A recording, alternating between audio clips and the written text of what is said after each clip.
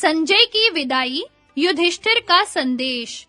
संजय ने कहा, पांडुनंदन, आपका कल्याण हो।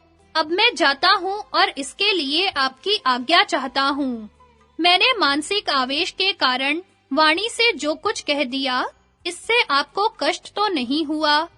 युधिष्ठिर बोले, संजय, जाओ, तुम्हारा कल्याण हो। तुम तो कभी हमें कष्ट देने की बात सोचते भी नहीं। समस्त कौरव तथा हम पांडव लोग जानते हैं, तुम्हारा हृदय शुद्ध है और तुम किसी के पक्षपाती न होकर मध्यस्थ हो। तुम विश्वसनीय हो, तुम्हारी बातें कल्याणकारिणी होती हैं। तुम शीलवान और संतोषी हो, इसलिए मुझे प्रिय लगते हो।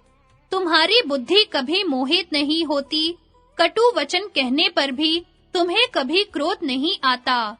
संजय, तुम हमारे प्रिय हो और विदुर के समान दूत बनकर आए हो तथा अर्जुन के प्रिय सखा हो।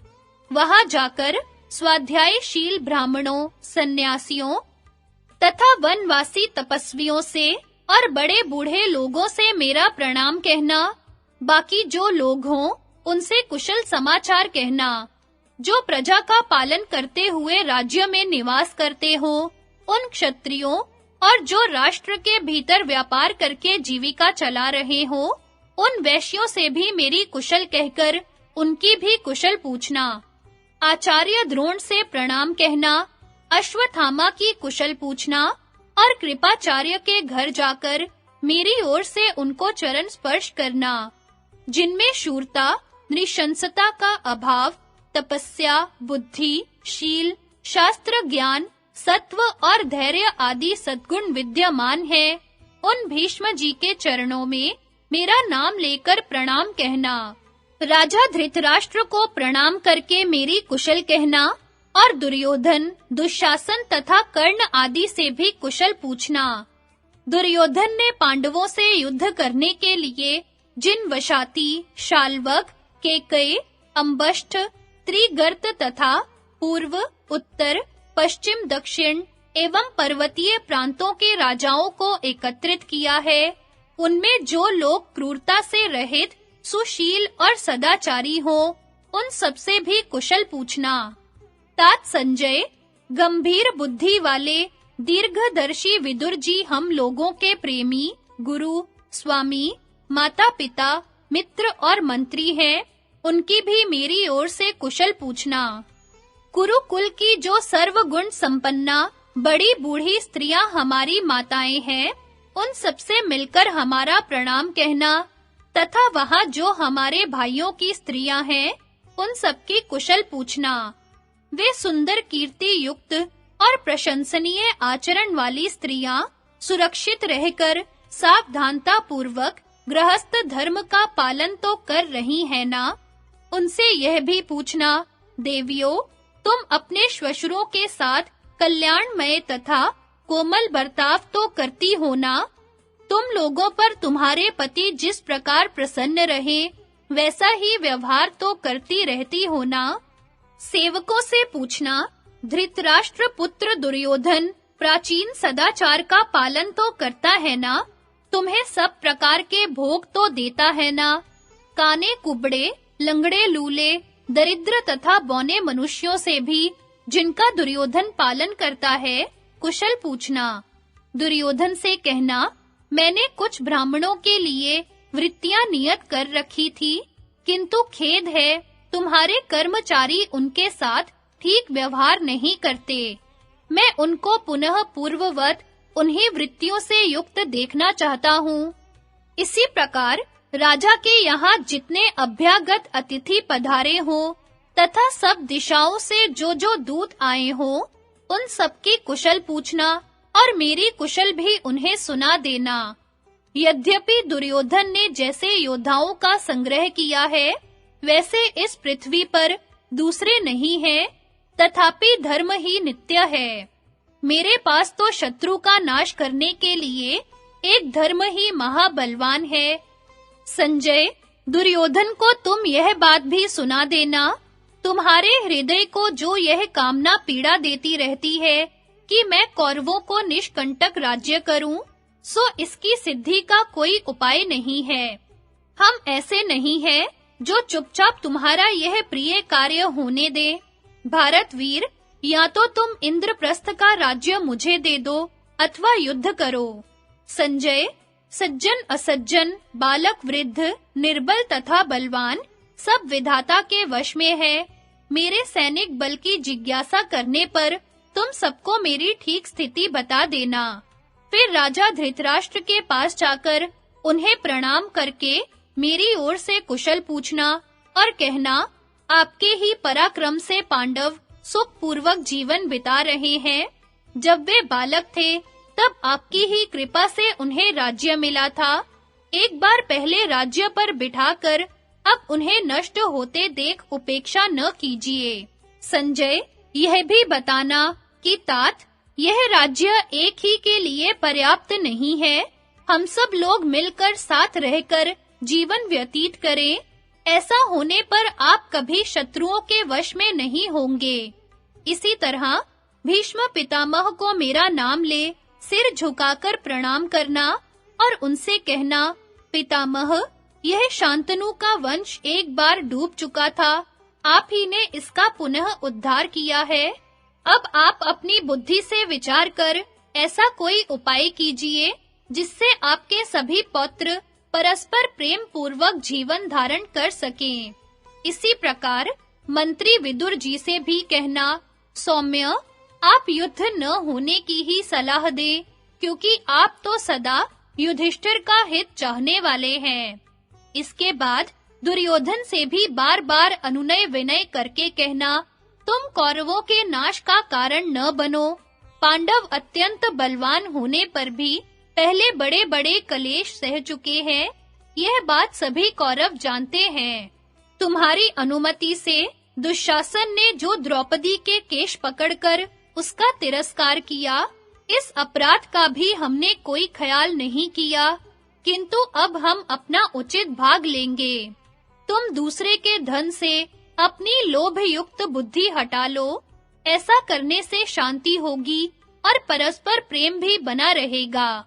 हम शांति चाहते हैं, तुम हम लोगों को राज्य का एक ही हिस्सा दे दो।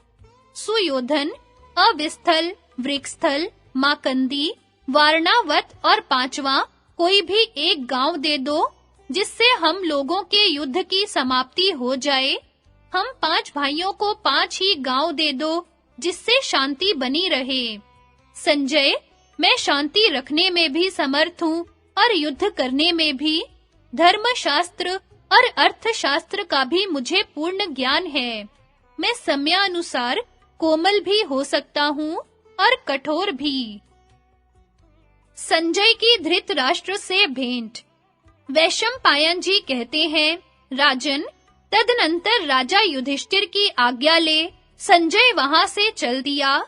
हस्तिनापुर में पहुंचकर वह शीघ्र ही अंतःपुर में गया और द्वारपाल से बोला, प्रहरी, तुम राजा धृतराष्ट्र को मेरे आने की सूचना दे दो। मुझे उनसे अत्यंत आवश्यक काम है। द्वारपाल ने जाकर कहा, राजन प्रणाम, संजय आपसे मिलने के लिए द्वार पर आए खड़े हैं। पांडवों के पास से उनका आना हुआ है। कहिए, उनके लिए क्या आज्ञा है? धृतराष्ट्र ने कहा, संजय को स्वागत पूर्वक भीतर ले आओ। मुझे तो कभी भी उससे मिलने में रुकावट नहीं है, फिर वह दरवाजे पर क्यों खड़ा है? तत्पश्चात राजा की आज्ञा पाकर संजय ने उनके महल में प्रवेश किया और सिंहासन पर बैठे हुए राजा के पास जा हाथ जोड़कर कहा, राजन, मैं संजय आपको प्रणाम करता हूँ। पांडवों से मिलकर यहाँ आया हूँ। पांडुनंदन राजा युधिष्ठिर ने आपको प्रणाम कहा है और कुशल पूछी है। उन्होंने बड़ी प्रसन्नता के साथ आपके पुत्रों का समाचार पूछा है। आप अपने पुत्र, नाती, मित्र, मंत्री तथा आश्रितों के साथ आनंद पूर्वक है ना? धृतराष्ट्र ने कहा, तात संजय, धर्मराज अपने मंत्री, पुत्र और भाइयों के साथ कुशल से तो है। संजय बोला, राजन, युधिष्ठिर अपने मंत्रियों के साथ कुशल पूर्वक है।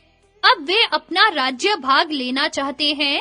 वे विशुद्ध भाव से धर्म और अर्थ का सेवन करने वाले मनस्वी विद्वान तथा शीलवान हैं। किंतु तुम जरा अपने कर्मों की ओर तो दृष्टि डालो। धर्म और अर्थ से युक्त जो श्रेष्ठ पुरुषों का व्यवहार है, उसके बिल्कुल विपरीत तुम्हारा बर्ताव है। इस कारण इस लोक में तो तुम्हारी खूब निंदा हो ही चुकी। यह पाप परलोक में भी तुम्हारा पिंड नहीं छोड़ेगा। तुम अपने पुत्रों के वश में होकर पांडवों के बिना ही सारा राज्य अपने अधीन कर लेना चाहते हो। राजन, तुम्हारे द्वारा पृथ्वी पर बड़ा अधर्म फैलेगा। यह कर्म तुम्हारे योग्य कदापि नहीं है। बुद्धिहीन, दुराचारी कुल में उत्पन्न, क्रूर, दीर्घ काल तक वैर रखने वाले, क्षत्र विद्या में अनिपुण, पराक्रमहीन और अशिष्ट पुरुषों पर आपत्तियां टूट पड़ती हैं। जो सदाचारी कुल में उत्पन्न, बलवान, यशस्वी, विद्वान और जितेंद्रिय है, वह प्रारब्ध के अनुसार संपत्ति को प्राप्त करता है।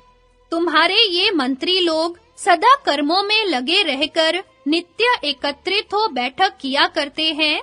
इन्होंने पांडवों को राज्य न देने का जो प्रबल निश्चय किया है, यह कौरवों के नाश का ही कारण है। यदि अपने पाप के कारण कौरवों का असमय में ही विनाश होने वाला होगा, तो इसका सारा अपराध युधिष्ठिर तुम्हारे ही सिर पर रखकर इनका विनाश भी करना चाहेंगे।